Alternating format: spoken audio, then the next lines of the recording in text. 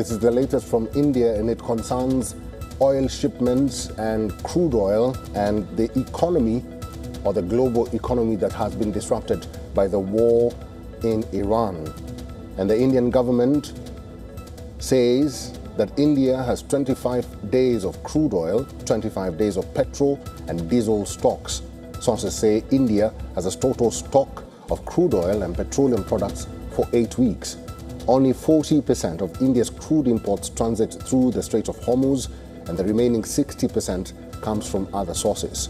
India continues to import crude from Russia as per previous contracts. India is in a good position in terms of energy security, LNG and LPG. The government is closely monitoring the evolving situation in West Asia. At present, the government has no intention of increasing prices.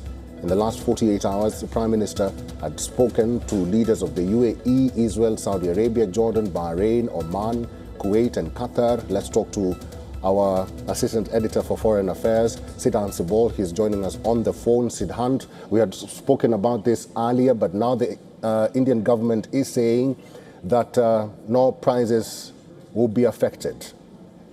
Well, yes, of course, clear reassurances by the Indian government over what's happening in the West Asian region. Remember, India gets a large amount of its energy needs from the West Asian region, and any disruption could impact India. So far, India has reserved clear assurances by the Indian government.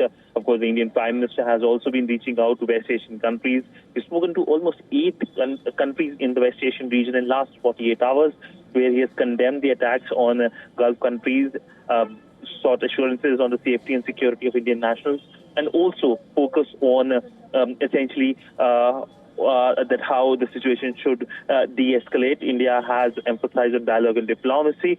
There is an anxiousness here in Delhi, given the fact that if the war continues, it could really impact the people, Indians, in terms of the inflationary pressure and the geopolitical disruption the war comes with. All right, and amidst this, we also understand that the Prime Minister of India has spoken to at least 7 leaders from the Gulf countries, and he's seeking assurances on what the Indian citizens living in those countries, and he says that the leaders of these countries have assured him that the safety of the Indians in those countries will be safeguarded. Maybe you can tell us more about that and the discussions that the Prime Minister is having with the leaders of the Gulf states. Well, one of the contexts of this is, remember, West Asian region has one of the largest concentration of Indians anywhere on the planet. Almost 1 crore Indians call West Asia are their home. Almost 35% of UAE's population is Indian, and any conflict impacts these Indian. There are, of course, confirmed reports that 3 Indian nationals have died after an attack on a tanker off the coast of Oman. And for Indian government, that is clearly a bad news. Indian government clearly is focusing on safety and security of the Indian nationals, and for that, the Indian missions have been issuing regular advisories and cautioning Indian nationals against all the guidelines that need to be followed. In fact, in Iran, India has been able to bring its students from Tehran to safer locations. So there are ongoing processes on safety and security, and these conversations focus on that.